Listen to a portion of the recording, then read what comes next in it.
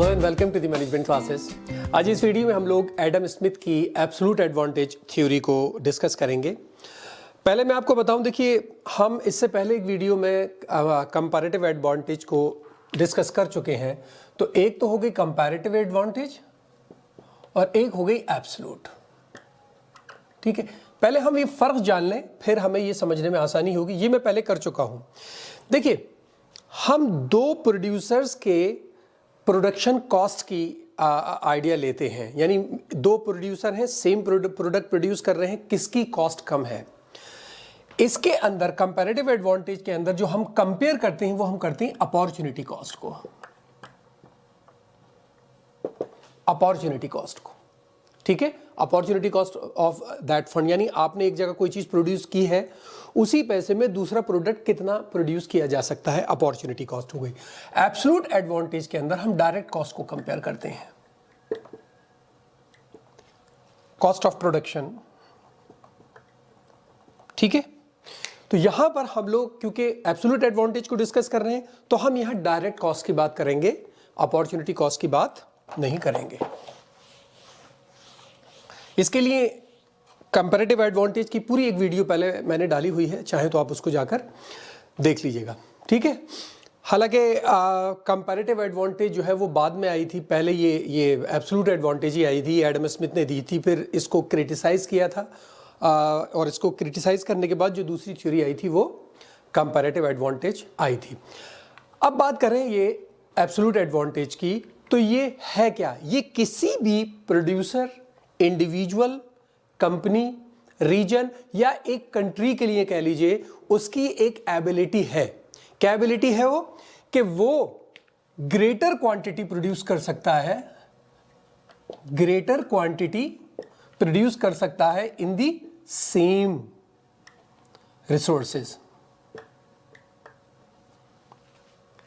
यानी कॉम्पिटिटर है उसके, कॉम्पिटिटर है उसके, जितने कॉम्पिटिटर एक पर्टिकुलर रिसोर्सेज में वो जितना प्रोड्यूस कर रहे हैं उससे ये ज्यादा करेगा या सेम क्वांटिटी करेगा, सेम क्वांटिटी करेगा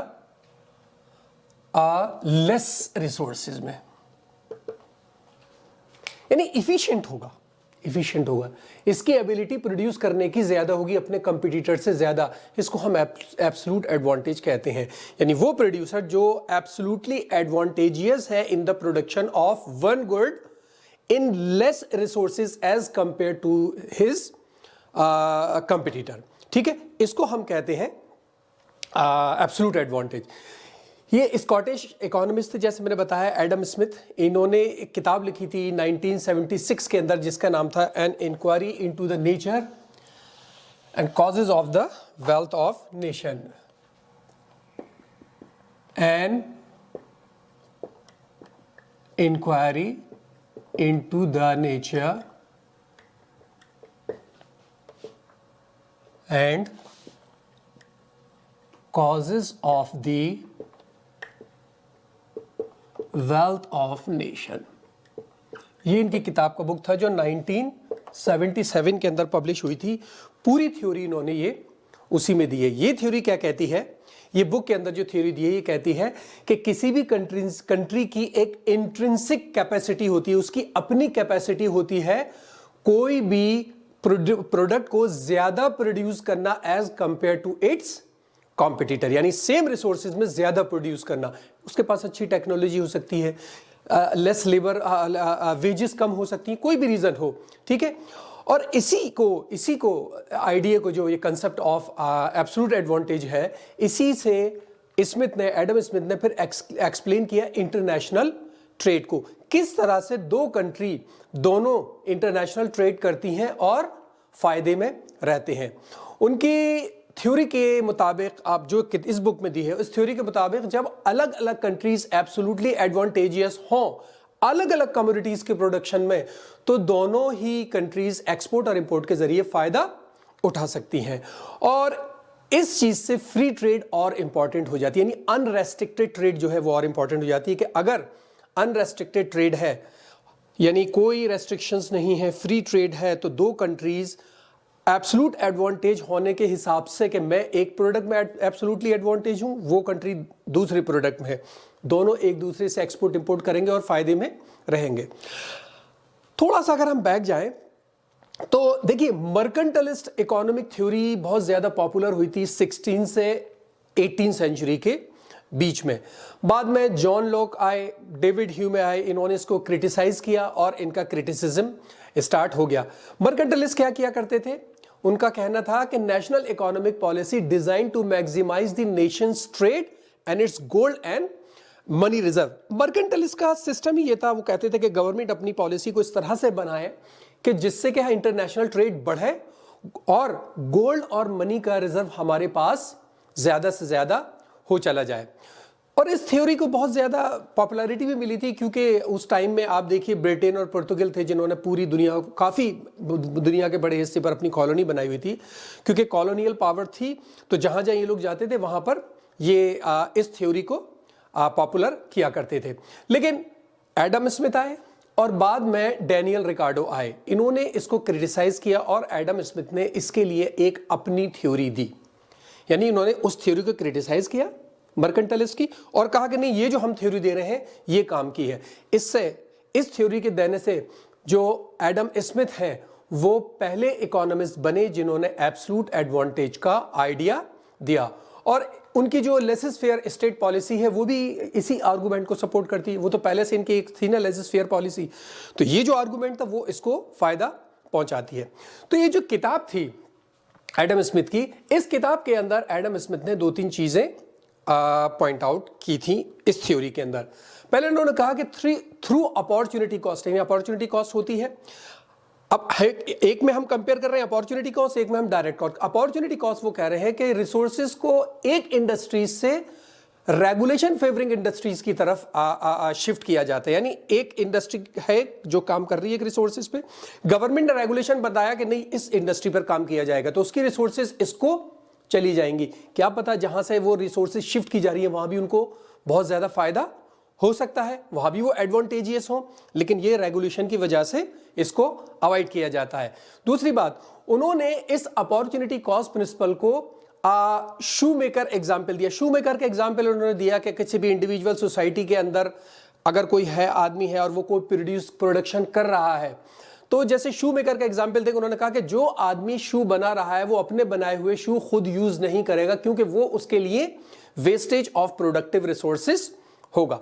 इस तरह से अगर आप देखें कि एक शू मेकर के एग्जाम्पल में भी कंपैरेटिव एब्सोल्यूट एडवांटेज है, तो इसका मतलब यह है, एडम स्मिथ का कहना था कि हर इंडिविजुअल किसी न किसी गुड्स या सर्विसेज के प्रोडक्शन में स्पेशलाइज होता है और एक ना एक एडवांटेज उसके पास होती है। हर कंट्री में अपनी अपनी रिसोर्सेज हैं, हर कंट्री अपने अपने हिसाब से एडवांटेजेस है किसी भी चीज के अंदर।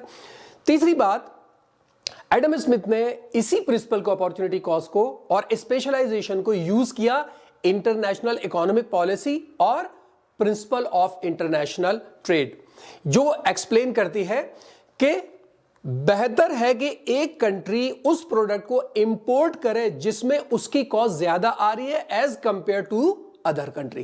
यानी एक प्रोडक्ट मैं प्रोड्यूस कर रहा हूं, मुझे कॉस्ट ज्यादा आ रही है, एक प्रोडक्ट वो प्रोड्यूस कर रहा है, उसको कॉस्ट उस पर कम आ रही है उसी प्रोडक्ट पे, तो मैं उसको इंपोर्ट कर लूं।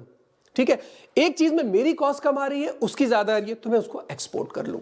यही चीज एक्सप्लेन की गई है। ठीक है, तो उससे होगा क्या, जो इंपोर्टिंग कंट्रीज हैं, जैसे मैंने एक प्रोडक्ट को इंपोर्ट किया, मैं इफिशिएंट नहीं था उसके अंदर, तो मेरी जो रिसोर्सेज उसमें से पहले से हैं उन रिसोर्सेज को मैं शिफ्ट कर दूंगा जिसमें मैं इफिशिएंट हूं। दोनों कंट्रीज ज्यादा से ज्यादा प्रोड्यूस करने लगेंगे। और जाहिर है एडम स्मिथ ने जो इसका एक प्राइमरी डिटरमिनेंट लिया वो लिया डिफरेंस इन टेक्नोलॉजी। कुछ कंट्री के अंदर टेक्नोलॉजी बहुत अच्छी होती है, कुछ कंट्रीज के अंदर टेक्नोलॉजी बहुत अच्छी नहीं होती, तो इस वजह से ये चीजें चेंज करती हैं। कोई कंट्री इफिशिएंट होती है, कोई कंट्री इफिशिएंट नहीं होती। ठीक है, अब इसके एजम्पशन है, तो दो तीन एजम्पशन है, लिखने में टाइम लगेगा, मैं लिखूं फिर उसको डिस्कस करते हैं। ठीक है, ओके, तो देखिए इसकी चार एजम्पशंस हैं। पहला एजम्पशन क्या है, cost of the communities were computed by the relative amount of labour required in their respective production process. जो भी हम यहां पर कॉस्ट लेकर चल रहे हैं किसी भी कम्युनिटी की, तो वहां पर हम लेबर का यूज देखेंगे, यानी लेबर पर कितनी कॉस्ट आ रही है, हम लेबर की कॉस्ट ही को कंप्यूट करेंगे बस। यानी एक प्रोडक्शन कोई कर रहा है, उस पर लेबर कॉस्ट कितनी, हम सारी ओवरऑल कॉस्ट लेके नहीं चल रहे हैं, लेबर कॉस्ट को लेके चलेंगे जो उस प्रोडक्शन प्रोसेस में यूज हो रही है। Second, labour was mobile with in the country but immobile between the countries. Labour जो है एक कंट्री के अंदर तो एक सेक्टर से दूसरे सेक्टर में जा सकती, एक कंट्री के अंदर कहीं भी जा सकती है, एक प्रोडक्ट से दूसरे प्रोडक्ट के लिए या कहीं भी, लेकिन दो कंट्रीज के बीच में नहीं हो सकती, क्योंकि अगर मान लीजिए हमने कंट्रीज के बीच में उसको करा लिया ट्रांसफर, तो फिर अगर यहां पर कॉस्ट कम है तो वो दूसरी कंट्री में चले जाएंगे जहां कॉस्ट ज्यादा हो रही है, तो फिर ये थ्योरी काम नहीं करेगी। तीसरी बात, two countries and two communities framework. हम इसके थ्योरी के अंदर दो कंट्रीज को लेंगे और दो ही कम्युनिटीज को लेंगे, यानी दो कंट्रीज ट्रेड कर रही हैं दो प्रोडक्ट के अंदर, एक कंट्री एक प्रोडक्ट के अंदर एब्सोल्युटली एडवांटेजियस है, दूसरी दूसरे के अंदर। चौथी बात, any trade between two countries take place if each country has absolute advantage in the production of one. दोनों कंट्रीज जब ट्रेड कर रही हैं तो ट्रेड उसी वक्त होगा जब कम से कम एक, दोनों कंट्रीज में से एक कंट्री एक प्रोडक्ट में एडवांटेजियस हो। ठीक है, ये अजम्पशन है। अब हम एक इसका छोटा सा एग्जांपल लेते हैं, आसान है, इसमें बहुत ज्यादा डिटेल नहीं है। अब हम लेंगे क्या एग्जांपल के अंदर, हम man hours required to produce 1 unit, man hour लेंगे हम लोग, मैन आर यानी लेबर आर कह लीजिए आप इसको। ठीक है, अब मान लीजिए हमारे पास दो कंट्री, कोई भी दो कंट्री ले लीजिए, यूएसए और इंडिया, राइट। अब दो प्रोडक्शन, ये कंट्रीज जो है दो प्रोडक्ट बना रही है, हमने कहा ना दो कंट्रीज दो प्रोडक्ट, एक व्हीट बना रही है और एक क्लोथ। ठीक है, अब हम एग्जाम्पल लेके चल रहे हैं कि मान लीजिए व्हीट एक यूनिट लग लीजिए, एक यूनिट है, पर यूनिट है ये, एक यूनिट व्हीट का प्रोड्यूस करने में एग्जाम्पल लीजिए यूएसए को 3 मैन आवर्स लगते हैं और इंडिया को 10 मैन आवर्स लगते हैं। और इसी तरह क्लोथ की एक यूनिट प्रोड्यूस करने के लिए यूएसए को 6 मैन आवर्स लगते हैं, ठीक है, और इंडिया को 4। ठीक है, अब आप यहां पर देखिए, अब यहां पर देखिए आप कि व्हीट अगर प्रोडक्शन व्हीट का प्रोडक्शन हम देख रहे हैं तो यूएसए को सिर्फ 3 आवर्स लगाकर इन्वेस्ट करके एक यूनिट ऑफ व्हीट मिल जा रहा है, जबकि इंडिया को उसके लिए 10 आवर लगाने पर। तो फिर इंडिया क्यों प्रोड्यूस करे, इंडिया इसको इंपोर्ट करेगा और यूएस इसको एक्सपोर्ट करेगा। लेकिन दूसरा प्रोडक्ट अगर आप देखिए तो इसमें एक कपड़ा बनाने में यूएसए को 6 आवर्स लग रहे हैं, जबकि इंडिया सिर्फ 4 आवर्स में ही प्रोड्यूस कर ले रहा है। तो फिर यूएस उसको क्यों बनाए, यूएस उसको इंपोर्ट करेगा और इंडिया इसको एक्सपोर्ट करेगा। ठीक है, यही एक सिस्टम है जिस तरह काम किया जाता है। मैंने कहा ना एग्जाम्पल इसका बहुत ज्यादा मुश्किल नहीं है। और ये एग्जाम्पल जो है पूरा व्हीट यूएसए ये वाला, ये मैंने एचएल आहूजा से लिया है। ठीक है, तो अगर ये देखना है आपको तो जाकर एचएल आहूजा में इसको देख लीजिएगा। अच्छा, अब एक बात आती है कि कौन सी ऐसी चीज है जो कि एब्सोल्यूट एडवांटेज को अचीव करती है। ज़ाहिर है एब्सोल्यूट एडवांटेज को अचीव करने के लिए हमें कॉस्ट को लो करना होगा एज कंपेयर टू कॉम्पिटिटर्स। तो कॉस्ट हम कैसे कम कर सकते हैं, या तो हम फ्यूअर इनपुट्स यूज करें, प्रोडक्शन उतना ही हो रहा है, इनपुट्स कह लिए, मटेरियल कह लीजिए, प्रोडक्शन मटेरियल, ठीक है, या ये मटेरियल चीपर हो,